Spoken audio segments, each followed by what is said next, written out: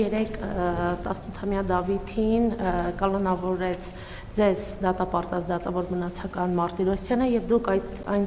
տարիներ առաջ երբ ձեզ էր կալանավորել Մարտիրոսյանը նրան անվանել եք տխրահռչակ դատավոր եւ ասել եք, որ այնտեղ ոչ թե դատավորն է նստած, այլ Սերժ Սարգսյանն է։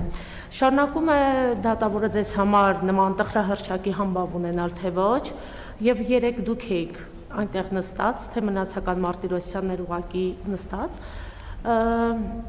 եւ 2019-ին դուք հայտարարել էիք, որ կոպիտ խախտումներ արած դատավորները պետք է հեռացվեն, իսկ մնացական Մարտիրոսյանը, երբ նայում ենք անցյալը, իր որոշումները, դատավճիռները հենց դրանով էլ հայտնի է լինում։ Խնդրում եմ ձեր կարծիքը հայտնեք այս ամենի վերաբերյալ եւ մեկ հարց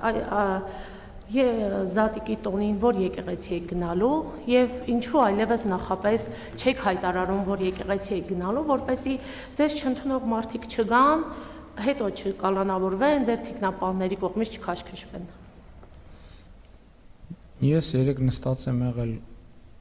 օդանավում, հյուրանոցում, Կրեմլում, ավտոմեքենայի մեջ, ուրիշտեղ նստած չեմ եղել։ Ինչ վերաբերվում է եկեղեցուն, ես շուտ եմ հայտարարել, որ չեմ հայտարարելու նախապես, ամենայն դեպս հիմնականում։ Իսկ եթե հայտարարելու առիթ կլինի, առաջիկա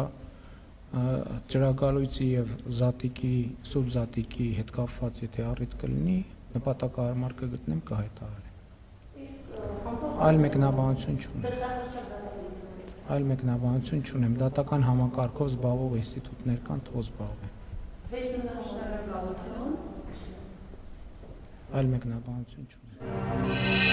Բաժանորդագրվեք Արմաթ մեդիայի ալիքներին սոցցանցերում, հետևեք մեզ նաև Արմաթ Մեդիա AM կայքում։